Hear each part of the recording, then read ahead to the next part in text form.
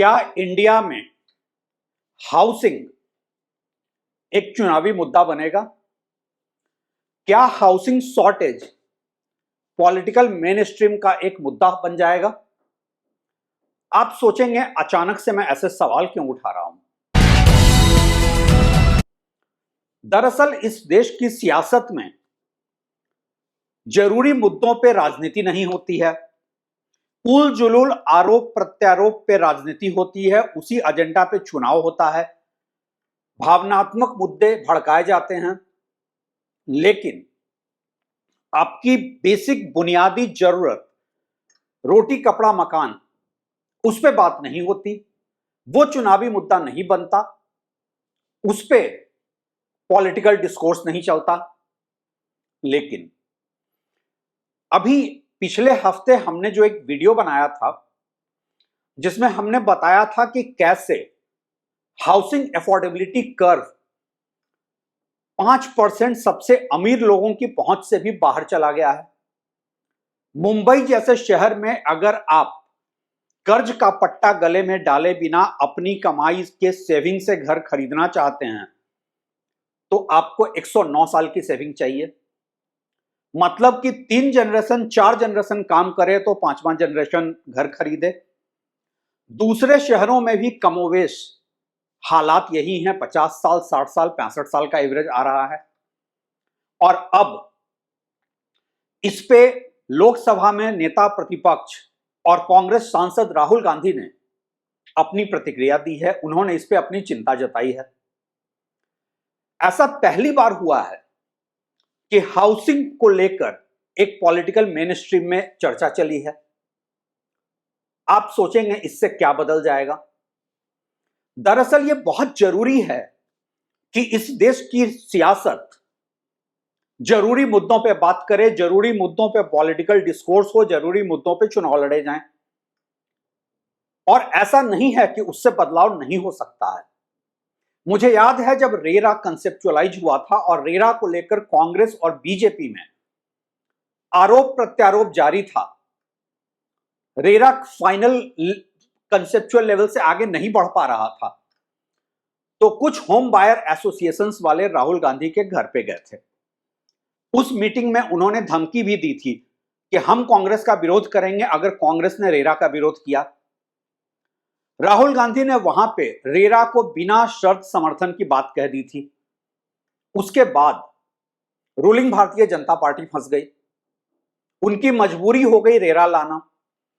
हालांकि रेरा के power cartel कर दिए गए, रेरा को पूरी तरह से ब्यूरोक्रेट्स का रिटायरमेंट कंफर्ट जोन बना दिया गया, रेरा आधे अधूरे टूथलेस रेरा को लाया गया, लेकिन रेरा लाना उनकी मजबूरी हो गई।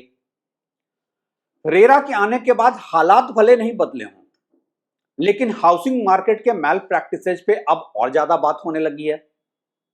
और इसीलिए मैं हमेशा से कहता हूं यह बहुत जरूरी है कि इस देश की सियासत मुद्दों पे बात करे, आपके जरूरी मुद्दों को उठाए। अब राहुल गांधी ने अपनी जो चिंता जताई है हाउसिंग अफोर्डेबिलिटी को लेकर, देखना होगा क्या ये वन टाइम स्टेटमेंट है या कांग्रेस सही में विपक्ष की भूमिका निभाते हुए हाउसिंग को एक पॉलिटिकल मेन स्ट्रीम में इशू बनाती है, इस पे डिस्कोर्स शुरू होता है। ऐसा नहीं है कि सॉल्यूशन नहीं हो सकता। आप सोचेंगे कि इसमें सरकार क्या करेगी, घर महंगे हो रहे हैं। असल में घर महंगे हो रहे हैं उसके कैटलिस्ट फैक्टर्स को आपको देखना पड़ेगा। घर महंगा है क्योंकि आप affordable housing, government sponsored affordable housing नहीं है। सर्किल रेट लगातार बढ़ा बढ़ाकर लैंड प्राइसेस बढ़ाए जा रहे हैं, जिससे कि घरों की कीमत बढ़ती जा रही है। इंडिया में रेंटल हाउसिंग नहीं है, पब्लिक हाउसिंग नहीं है। ये वो मुद्दे हैं जो अगर मेन स्ट्रीम में आ गए और जनता का प्रेशर बना तो सरकार के पास कोई रास्ता नहीं बचेगा बजाय इसके कि वो मजबूरी में ही सही हाउसिंग अफोर्डेबिलिटी के इशू को एड्रेस करें। और यह तभी हो सकता है जब विपक्ष इस पर आवाज उठाए, जनता इस पर आवाज उठाए और सरकार की मजबूरी बन जाए कि वो चाहें या न चाहें, उन्हें एक कॉम्प्रिहेंसिव हाउसिंग सॉल्यूशंस का सोचना पड़े, उन्हें अफोर्डेबल हाउसिंग के बारे में सोचना पड़े। क्या ऐसा होगा? मेरा तो सवाल यह है, क्या ऐसा नहीं होना चाहिए? क्या विपक्ष को जरूरी मुद्दे, आपके हमारे जरूरी मुद्दे नहीं उठाने चाहिए? और इसीलिए राहुल गांधी का यह चिंता जताना हाउसिंग अफोर्डेबिलिटी को लेकर यह एक स्वागत योग्य कदम है।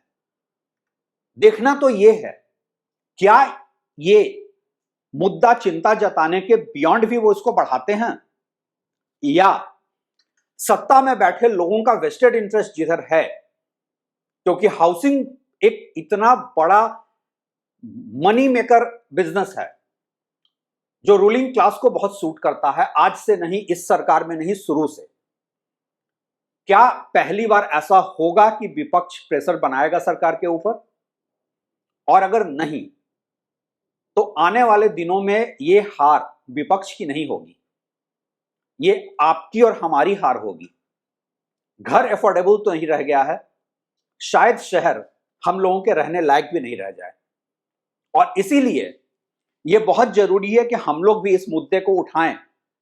अफोर्डेबल हाउसिंग मुहैया कराना शहरों में हर सरकार की जिम्मेदारी होनी चाहिए। आप एक ऐसा अर्बनाइजेशन का मॉडल नहीं बना सकते जहां लोग 100 साल की कमाई के बाद घर खरीद सकते हैं, या फिर कर्ज के बोझ तले दबकर घर खरीद सकते हैं। इस पे एक नेशनल लेवल पे पॉलिटिकल डिस्कोर्स की जरूरत है, इसको चुनावी मुद्दा बनाए जाने की जरूरत है। आप क्या सोचते हैं? आपके फीडबैक का मुझे इंतजार रहेगा। Thanks for watching.